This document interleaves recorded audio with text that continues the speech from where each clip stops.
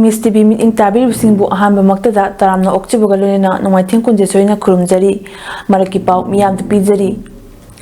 Mamang Tahigi May Humdagi Cookie Narco Terrorist Singna Manipur State Asida Chatharakliba Lan Asigi Orakliba Law and Order Ngak Pangam Drabana Chief Minister N. Biren DGP Manipur Rajib Singh Amashung Security Advisor Oriba Kuldip Singh Ohumbu Kudakta Makoi na Pariba Fam Singh Thadokadabani Miyamgi Apamba Asi Thabakta Pangthok Trabadi Miyamga Lunena Akan Bukongjang Kaya Jangsilakani Haina Nongpok Sayang Apunbelop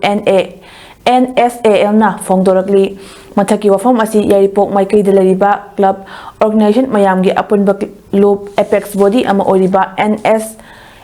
na sinduna ngasi ayuk social economic and development organization sedo yaripok kaithelgi sanglenda pangthokiba ngarang tang tarateta more amadi atei mafam singda mamalebak kannabagidama kokin narco terrorist na lantengnabada thawaina pontha pikraba athobasing amadi atei aso apan nangnabasinggi mafamda awaba fongbagi mifam amada NSAL gi president Laisram Anandana Fongdokibani Ananda Hai Hauzik Oriba Fiba Masida State Asigi Law and Order Ngak Pangam Drabanina Manipuri DGP Oriba Rajib Singh Moral Ground from Thadok Nabagi Gerald Pishingadabani Security Advisor on Hapkiba Kuldip Singh Su Hauziki Oriba Fiba Bakngam Daba Amadi Tokliba Misi Minagi Tagdoxing Asiga Mailenena Miyamna Unaraga Wari Shanaba Hotnabada Fangbak Ngamdabana Madam Oiraga Kudakta Mahagna Party of Fam Asi Thadokadabani Chief Minister N. Birena Miyamgi Khandaba Culprit Ani Security Advisor Amashung DGP Matakta Action Lokotkadabani Ngamdragadi Miyamgi Yenglaga Ishana Yadana CMG Fam Atu Thadokpiro Haiki Karigumba Demand Sing Asi Atubumatamda Tabakta Ontokpiraktrabadi Home Department that Laiba Kudingma boycott Tawani Amadi Makoina Manipur Manunda Zatok Jasin Tawasingda Ating Batangani Matung Tarakpada Miyamna Makal Makakayagi Akan Makungjang Sing Singani Haina Anana Marilyn Navasinda Wapom Kaya Tamnakli. With the general public, we also like our Honorable CM Sir to take action against these two culprit security advisor and our DGP, or please resign our Honorable CM for the sake of our general public, to save your country, for your self-respect. If these demands are not met immediately, we will boycott the whole Home Department and block their movement in and around the state. At the same time, it will be followed by the strong agitation together with general public. Thank ST gi list ya fam thokdaba miyoy kanglop singda leibnga ki loisang singna makhoi gi ST gi khudongchaba PB ga nulonena mailenaba DC singi SDO SDC singna su mitop singda nongna ST certificate PB gi thabaksu tawbiranu haina mitei maitel tribe union MTU gi cheolamana khanghalakli serasina makha taribadi manipur gi mapal lamdam Myanmar amadi Bangladesh tagi refugee oina natraga logi wangmada miyoy kaya changsilaktuna lamdam asigi yelhomi oina ST list ya yaushiliba Kanglop Sing Asi Lautho Lonena Makoida Piriba ST gi Khudongzaba Pumnamok Lautho Haiduna Manipur gi Chief Secretary Additional Chief Secretary Amadi Manipur Lenga ki Makhada Leba Loisang Singda Maitai Tribe Union Aiba Chero Sing Pidna Khanghanbagi campaign ama chathari Manipur gi Yelhomi Singda Changsilakliba Landa si Aikoi gi Yelhom Pumnamaki Mafamdani Yelhomi Oriba Naga Kanglop ki Isil Inaw Singnasu Koki Singi Lan Asi Punna Thingnaminasi Naga Singa Khulonna Bada Changjifam Pikiba Koki Singna Ngasi Paksan na popi thadna chingi umang pumna makuktorakli lamdam sigi tungi umber oirakadaba nahakaya drug amadi mayai ka bachinjak pijadna halakli yelhomi oiriba maitai singbo Constitution gi ngaklopi na ngalpi senbinaba ST list yohanba haibasina mitei singi khwaidagi maru oiba tangai fadaba ama oiri haujik Manipur miyamgi awaba mikap miraw khosi tabiba matam yaure furup masa asi Constitution na ngalpi senbiu haina laplaba awang nongpoki lamdamdagi India gi lengak pasing amadi miyamda akan bakhonglaw asi tabiu haina MTU gi serosina fongdorakli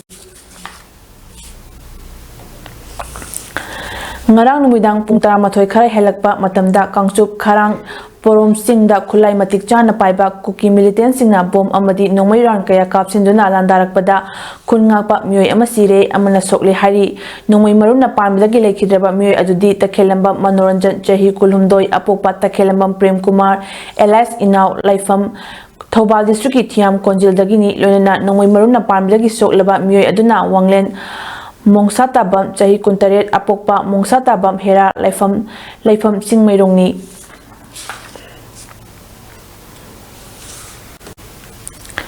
ngarang moreda kuki khulai paibasingna etekta Commando personnel ani lekhidaba amadi khara amana asopan nangkiba thautopu yaningdaba amadi nungaitaba phongdokpu oina ngasi Bisnupur Kaithel thonglona kre Kaithel phamna khidre dukan sing thonglona duna sintha lepna kre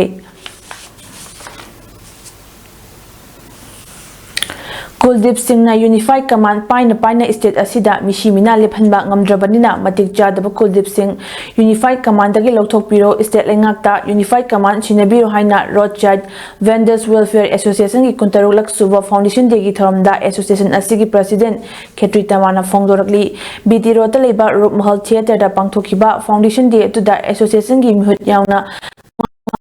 sinda achamba khulon bidna ikai utki pangthokiba thoramgi matangda wanga president Taman hai mamang chahi megi tang ahum dagi state asida thokliba mihat mipun ngasi su lepalaitri koki khulai bible singna state asigi security force na michamiam amadi nupi angang khaktuna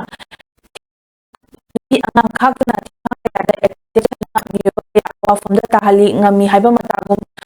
yauna moeda koki khulai bible sing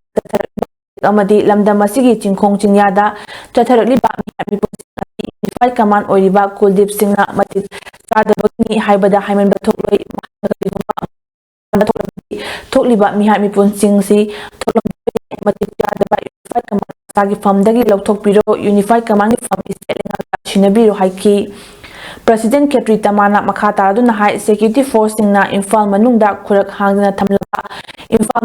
pagi mahutta chingkhong chinyada oina ngakpiro haina mahang singi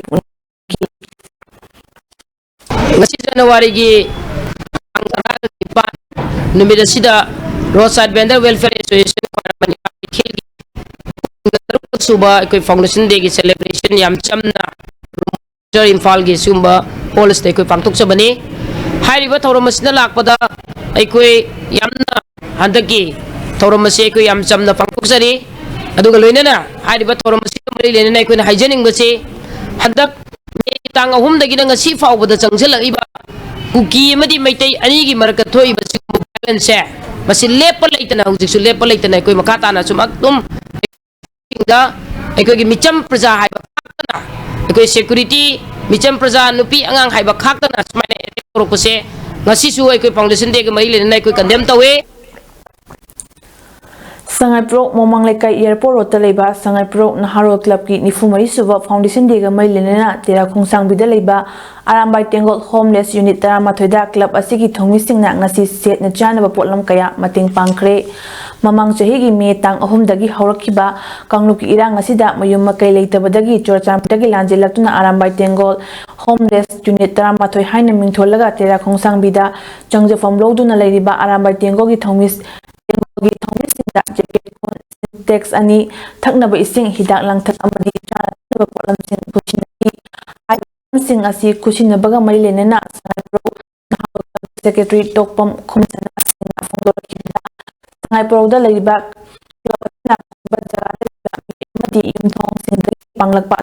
ngasi aikoina kudol asi tambang ngamjabani kudol tambagi maramdi Churachandpur mayum makai leitaduna lajilaklega wan hingiba Arambai Tengol Homeless Unit Taramatoi asida award pakaya lei haiba pau tabigi foundation de ga mai lenana angamba khudol asi tambani makhata su angamba mating pangba ngamna ba hona ki gani haina su khuman chanana makhata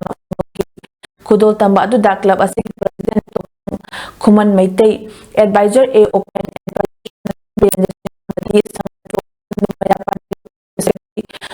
balana chingbasu saru yaki khudol tamba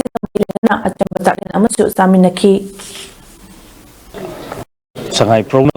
kon singsdagi ang selgi mateng firol ang mga magkagalaga ikoina Manipur gi koina sum I paulawjabada Champur gi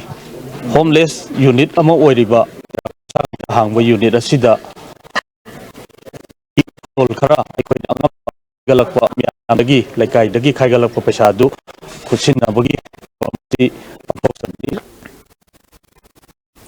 Marakki pau pijaba matang asida losinjari miting tabiribasingbu amuka hana kurumjari.